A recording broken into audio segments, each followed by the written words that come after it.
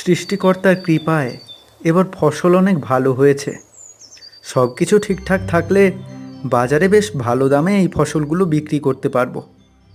এবার ভালো বিক্রি করতে পারলে ঘরটা আগে ঠিক করব। এই ভাঙাচোরা ঘরে আমাদের থাকতে বড্ড কষ্ট হয়। যাই, অনেক বেলা হয়ে গেল, এখন বাড়ি চলে যাই, আজ আর কাজ করব না। শহীদ নদীর পাশের রাস্তা ধরে বাড়ি ফিরে যাচ্ছিল। শহীদ পথে হঠাৎ রহিমকে দেখতে পেল। সে খুব চিন্তিত হয়ে গাছের তলায় বসে আছে। আরে, রহিম না? এখানে একা একা গাছের তলায় বসে আছে কেন, তাও এই অবেলায়? দেখে তো মনে হচ্ছে খুব চিন্তিত। যাই, কাছে গিয়ে একটু ভালো মন্দের খবর জিজ্ঞেস করে আসি। কি গো রহিম ভাই, কি হয়েছে তোমার? এখানে একা একা বসে আছো কেন? ও শহীদ ভাই, তুমি? কিছু না গো, এমনিতেই গাছের নিচে বসে আছি। জীবনের এত সব সমস্যা কি করে যে সমাধান করব। কি হয়েছে রহিম ভাই, আমাকে একটু খুলে বলো তো সব কিছু। আসলে কি আর বলবো, আমাদের ওই পাড়ার আজ কয়েকদিন যাবৎ চোরের উৎপাত খুব বেড়ে গেছে। সবার বাড়িতে কিছু না কিছু চুরি হচ্ছে। শুধু চুরি করে যদি ওরা সন্তুষ্ট থাকতো তাহলে হয়তো এত চিন্তা করতাম না।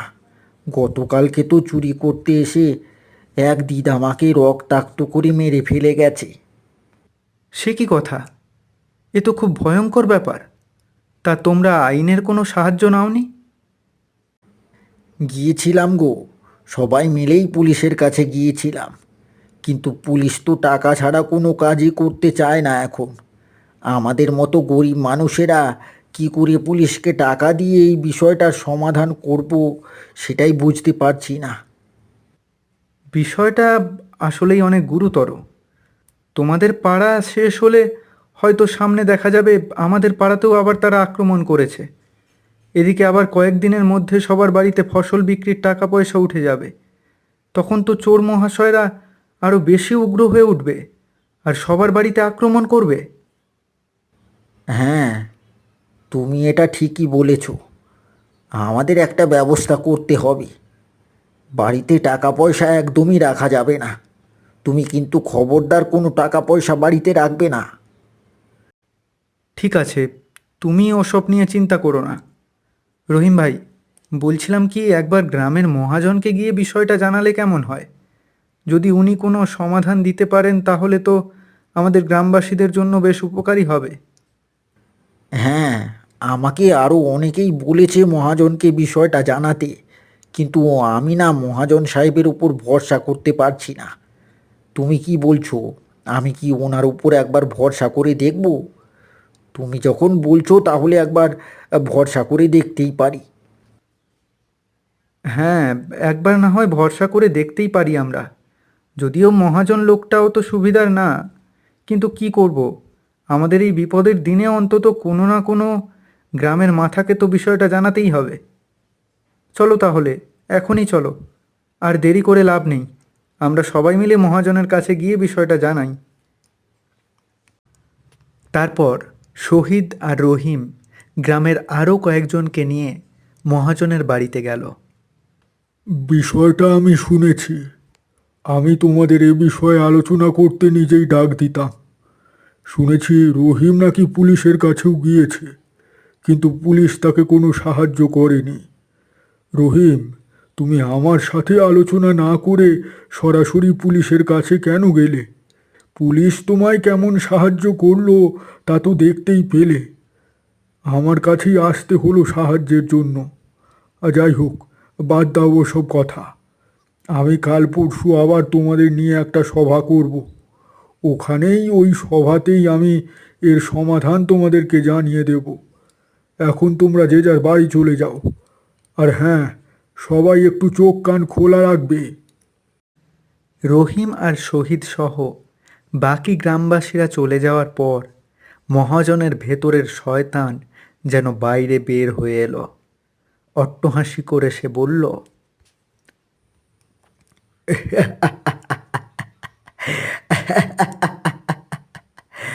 অবশেষে শিকার তাহলে নিজেই ফাঁদে এসে ধরা দিল।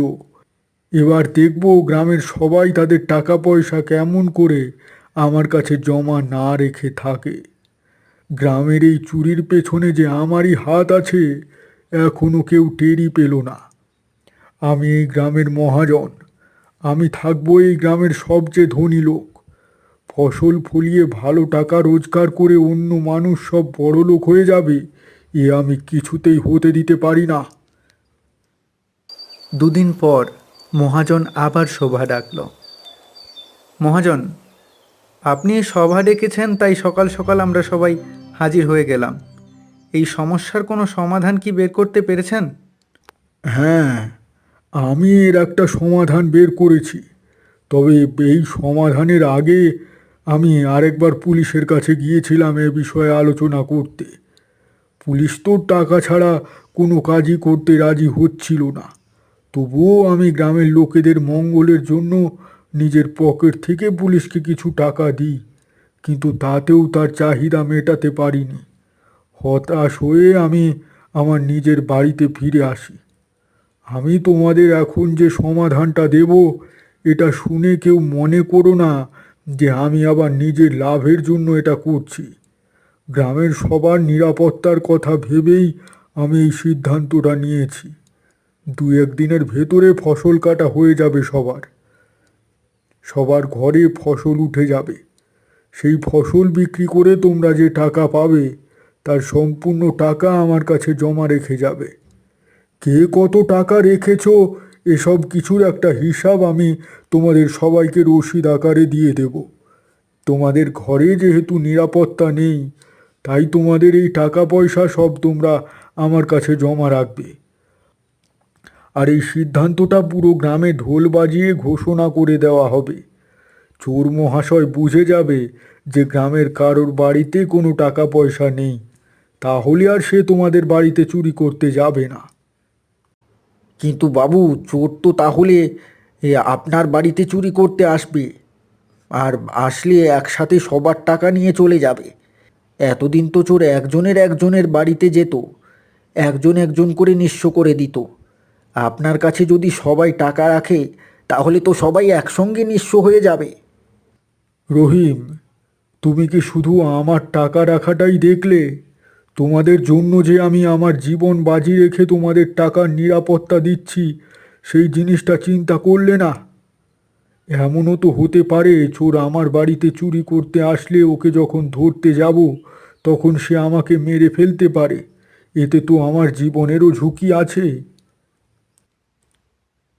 মহাজনের জীবনের ঝুঁকি নিয়ে এভাবে সবার টাকা পয়সার নিরাপত্তা নিশ্চিত করা দেখে গ্রামের সবাই মহাজনকে বিশ্বাস করল, এবং কয়েকদিন পরেই সবাই এসে মহাজনের কাছে তাদের ফসল বিক্রি করার টাকা জমা রেখে গেল।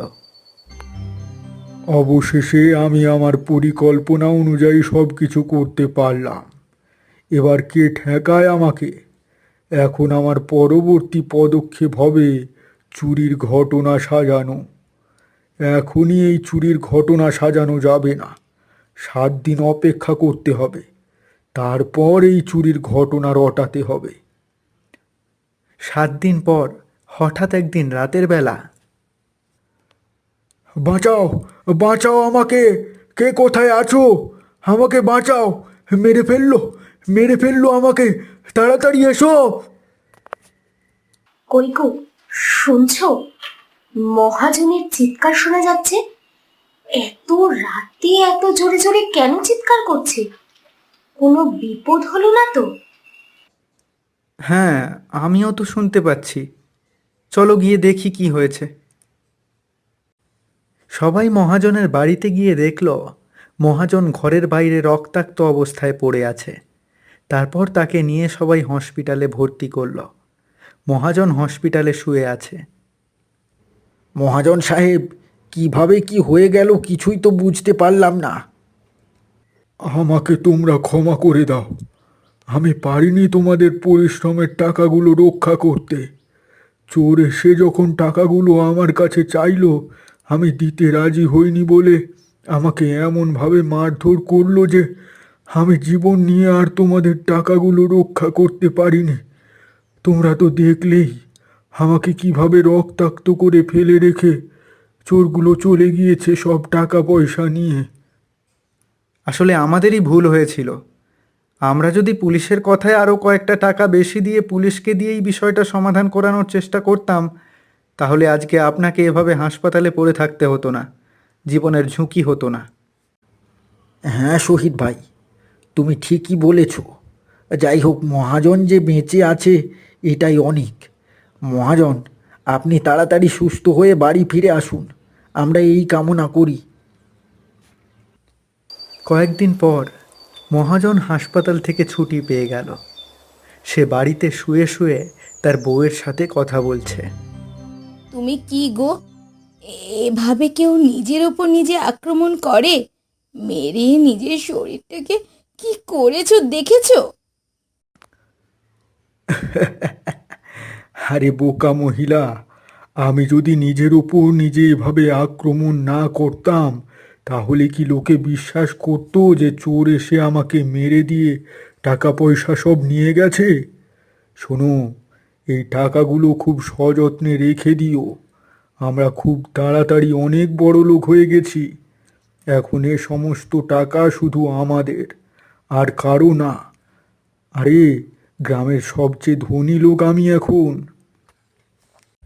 আড়াল থেকে শহীদের বউ মহাজন আর মহাজনের বউয়ের সমস্ত কথা শুনে ফেলল। সাথে সাথে দৌড়ে গিয়ে শহীদকে বিষয়টা জানালো। শহীদও গ্রামের সবাইকে বিষয়টা জানালে সবাই মিলে মহাজনের বাড়িতে এলো। মহাজন সাহেব, আমরা গরিব মানুষ, তাই বলে আপনি আমাদের সাথে এভাবে প্রতারণা করবেন? আমাদের টাকাগুলো আপনি সব নিজে আত্মসাৎ করেছেন। আপনি নিজে চুরির ঘটনা সাজিয়েছেন, নিজেই নিজেকে আঘাত করে রক্তাক্ত করে দোষ দিয়েছেন চোরের। শহীদ, তোমার তো সাহস কম না। এখনো আমি ভালোভাবে সুস্থ হইনি। তোমাদের জন্য চোরের মার খেয়ে বিছানায় পড়েছিলাম অনেক দিন, হসপিটালে থেকেছি অনেক দিন, আর তুমি আমার উপর কিনা মিথ্যা অপবাদ দিচ্ছ। বলছো আমি তোমাদের টাকা সব আত্মসাৎ করেছি। এই সব কিছুই নাটক ছিল। গ্রামবাসী, কেউ কি নিজের উপর এভাবে মারতে পারে, এতটা আঘাত করতে পারে? আমার তো মনে হচ্ছে তুমি নিজেই সেই চোরের সাথে জড়িত শহীদ।